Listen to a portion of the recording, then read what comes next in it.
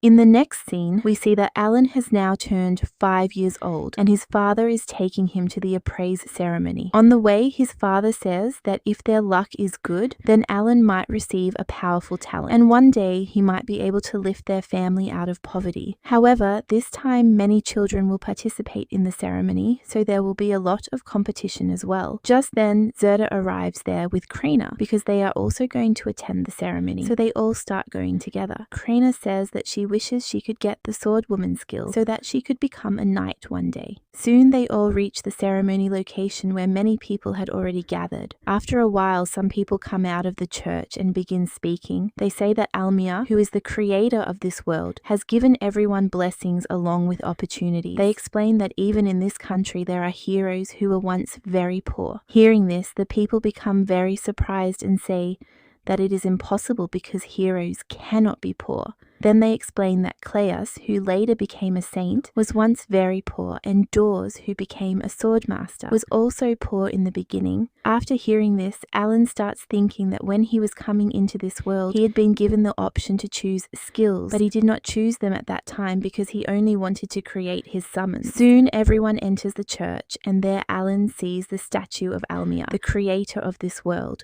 who had once apologized to him. The ceremony begins, and first, the village chief comes forward. His name is Debussy, and his son's name is Pelomas. The priest tells him that he must place his hand on the crystal, and if he has any talent, then it will appear on the crystal. He places his hand on the crystal, and his status appears in front of everyone. Seeing it, Alan says that this status looks exactly like the one he sees in his grimoire. The priest announces that he has the talent to become a merchant. Hearing this, his father becomes very happy. Meanwhile, Alan secretly takes out his grimoire because no one except him can see it. He reads a little about the ceremony. Then another child comes to check his skill, but he does not have any talent. After that, another child places his hand on the crystal, and the priest announces that he is an ex-user. Hearing this, the boy becomes very happy, and Alan is also shocked because that child's attack power is A rank, something Alan had never seen before. All the children check their skills, one by one. Some have talents while some do not.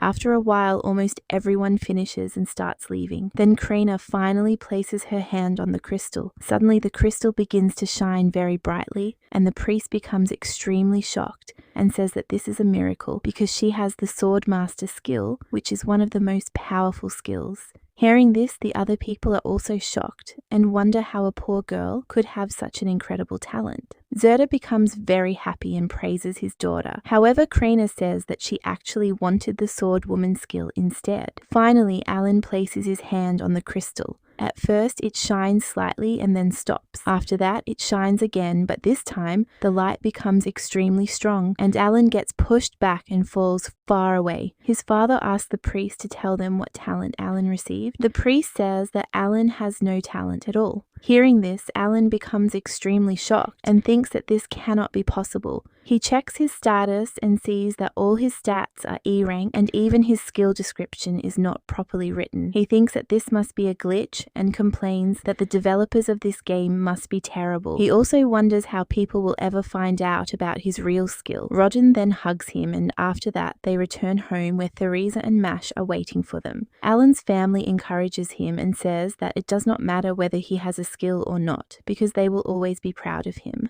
At the same time, Alan thinks that his family is so poor that they do not even have a proper tub to bathe in. But even then, he feels very happy because his family is very kind and loving. In the next scene, Alan is in his room thinking about everything. He realizes that all his attributes are E rank because he is the only person in this game who is playing in hell mode. That means he will have to work 100 times harder than normal people. He says that if a normal person were in his place, they would have already given up, but he will not give up because he is a hardcore gamer who spent his entire previous life playing games. He also thinks that the skills he saw earlier might have been a glitch, and now it is time for him to send many messages to the creator.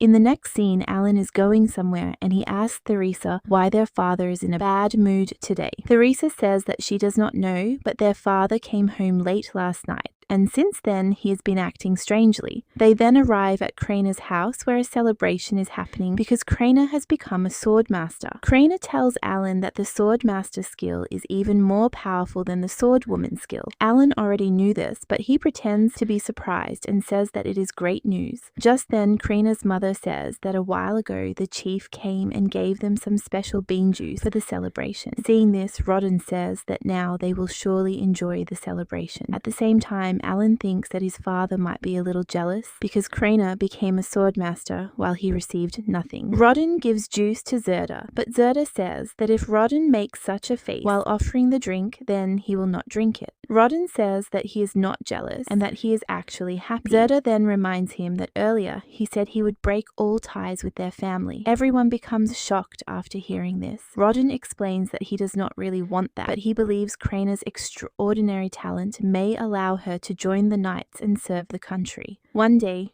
she might even become a noble, and their family will become much greater than his own. So he thinks they should get used to not associating with poor people like them. Hearing this, Zerda becomes angry and says that even if they become nobles, their friendship will never end. Their argument begins to grow, and Alan asks Kraina if she can calm them down. Kraina agrees, but before she can say anything, their mothers arrive. The two men still continue arguing, so their wives punch them, and finally they calm down. Theresa then tells Alan that the four of them were born in the same village and always played together. Later, when they heard about a new village being built, they all came there together and built their homes side by side with similar designs. Hearing these old memories, Rodden and Zerda start feeling better and they begin enjoying the juice together. In the next scene, everyone is working together when suddenly a man arrives and announces that the Knights of Order are coming to meet Kraina. Everyone becomes very surprised because this is a very big event for their small village. They bring Kraina to the village square where many people gather and whisper about how this little girl is a sword master. Then a boy mocks Alan and says that he has no skills, so why is he even standing there? Hearing this, Kraina becomes angry and says that Alan is very strong. The boy replies that Alan's rank is only E rank. Kraina becomes furious and is about to hit him,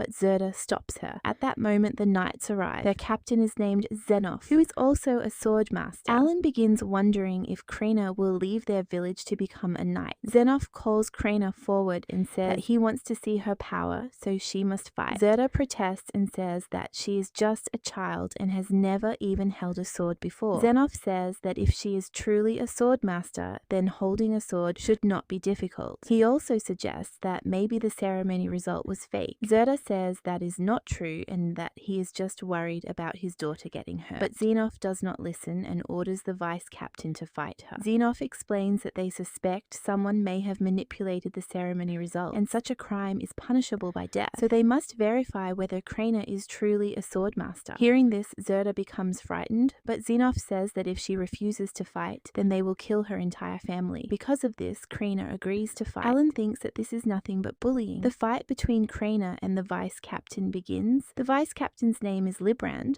but Alan thinks the name sounds strange, so he just calls him the vice captain. Kraina attacks him excitedly, and it looks like she is enjoying the fight. The vice captain easily avoids her attack. Alan thinks that because he and Kraina fight every day, her swordmaster skill must have already reached around level 5, but he still wonders how she will perform against the vice captain. Suddenly, Kraina jumps back and prepares a very dangerous attack. Seeing this, Librand becomes scared and kicks her strongly, sending her crashing into a wall. Zerda tries to save her, but the knights stop him and they even capture Alan and Rodden. Alan complains that this is cheating because the vice captain is using his height advantage. Everyone thinks Kraina has lost, but suddenly she stands up again and a green aura appears around her body. She becomes much stronger and her speed increases greatly. She begins attacking the vice captain repeatedly and he struggles to defend himself. He realizes that Kraina's extra skill has been activated. In the end, she even breaks his sword and wins the fight. Everyone becomes extremely shocked and praises her. Zerda happily lifts his daughter in his arms. Zenoff then apologizes for his earlier behavior and says that Kraina is truly powerful. He says he wants to discuss her future and that she can bring her friends along. In the next scene, everyone gathers at the village chief's house. There is a lot of food and fruit there. Alan secretly thinks about taking some fruits home. Zenoff explains that the king ordered him to verify whether Kraina was truly a sword master, and now he has confirmed it. He then tells the village chief that originally originally the village was going to be named after him once it developed. But now, since a swordmaster has been born here, the village will be named Krina instead. The chief has no choice but to agree. Zenoff also explained that 3 years earlier, another child was born with the sword master title and began serving the royal family. However, later it was discovered that his talent was fake and he was only a normal swordsman. Because of such incidents,